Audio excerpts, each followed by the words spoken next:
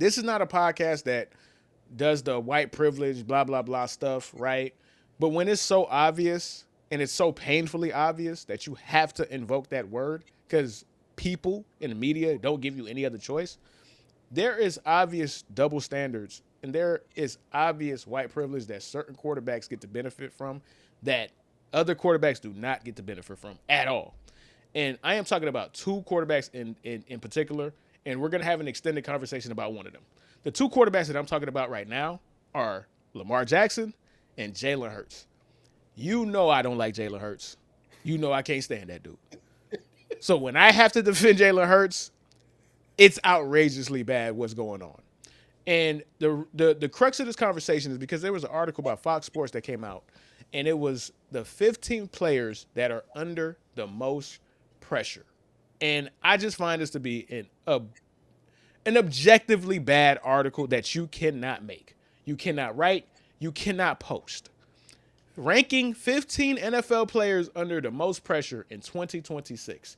It's a lot of different position groups, but there's a couple of quarterbacks. And I want to talk about the quarterbacks that are on this list, Rod. Hold on. Where is he? Justin Herbert. Why is Tua in the top 10? Oh my God, Jesus Christ. That tells me the list is invalid.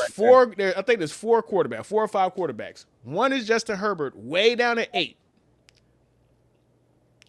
You got Bryce Young.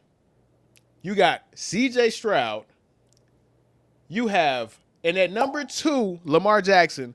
At number 1, Jalen Hurts. First of all, how is Jalen Hurts under the most pressure? Under what pressure? He's already a Super Bowl champion. Bro. What more does he have to do? And this is coming from somebody who despises him. But what more does he have to do, Rodney?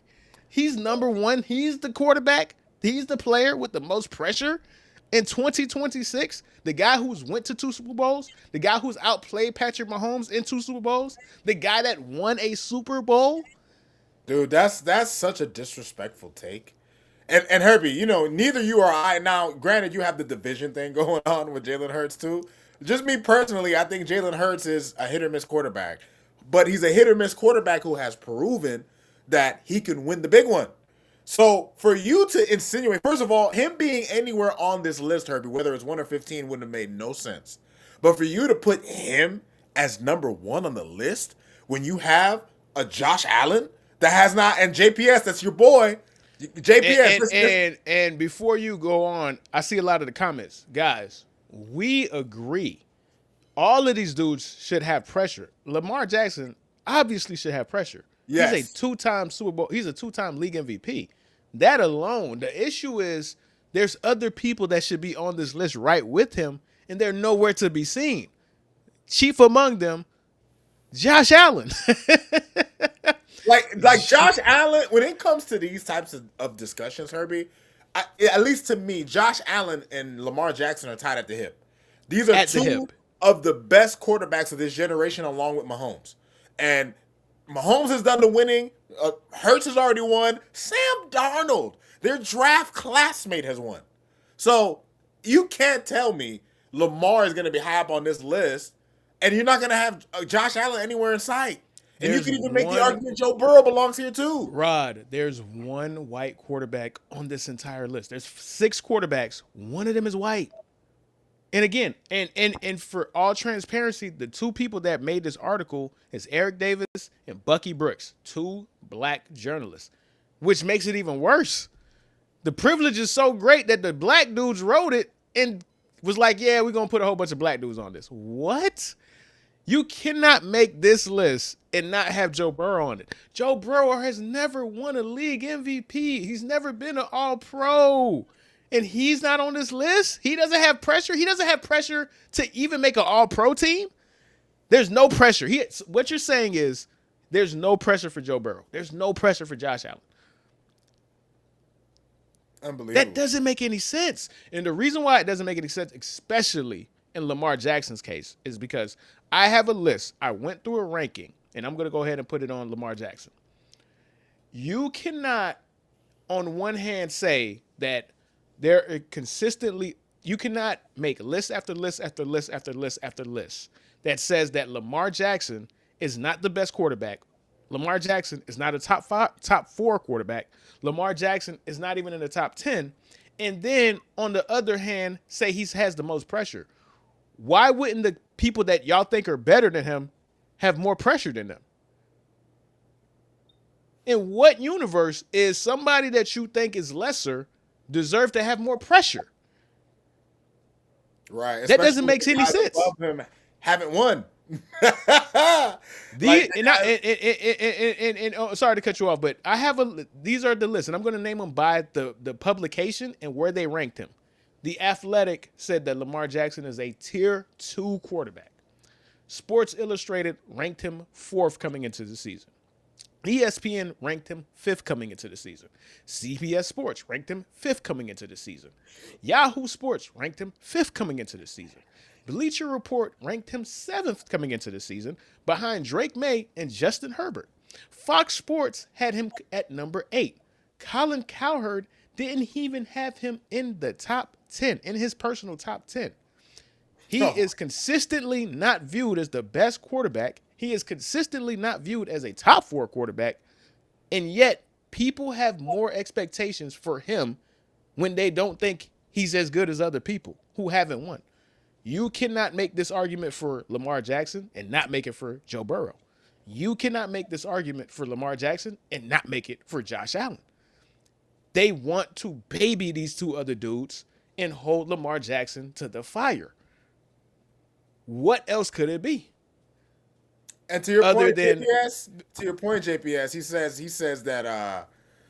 said that Lamar was under less pressure than. Or he said Josh had less pressure. Bro, Josh should just be on this list. Like, where is he?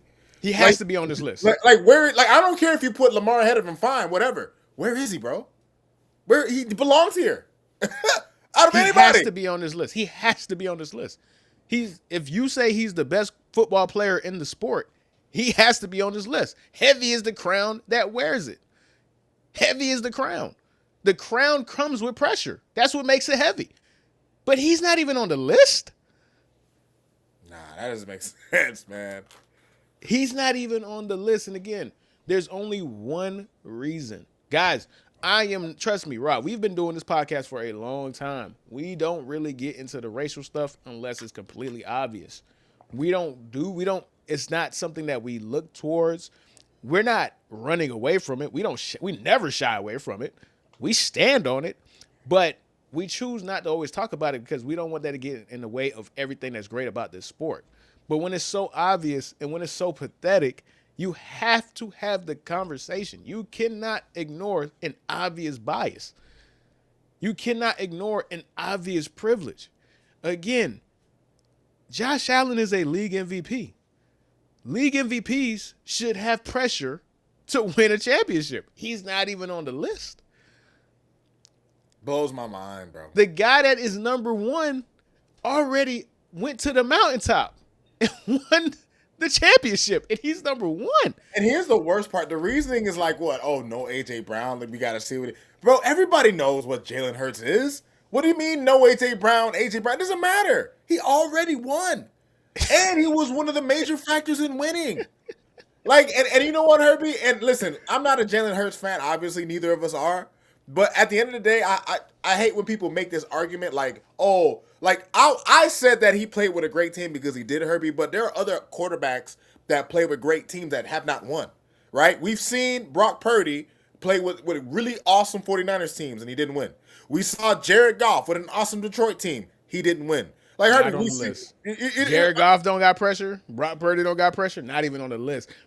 You telling me Bryce Young got more pressure than Jared Goff? Really? Stop it. Really? Stop. No. So we'll leave on that note. Like the homie DeAndre said, read between the lines. Y'all can read between the lines. I mean, I can lead you to water, but I can't make you to drink it. It's getting bad. It's getting really bad. It was already disrespectful with the tier 2 list and the separation, basically saying, Lamar, you're good, but you're not good enough to be with these guys that we really hold in high esteem, even though you're more accomplished than them. And even though you've done more great things than them, apart from Patrick Mahomes. Like there is this it's just, again, it is unfair to Lamar Jackson to say he is not as good as these dudes and hold them to a higher standard than these dudes at the same time.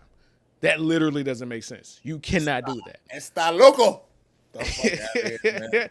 Ever since I've been popping my collar, facts, facts, Facts. DeAndre, man.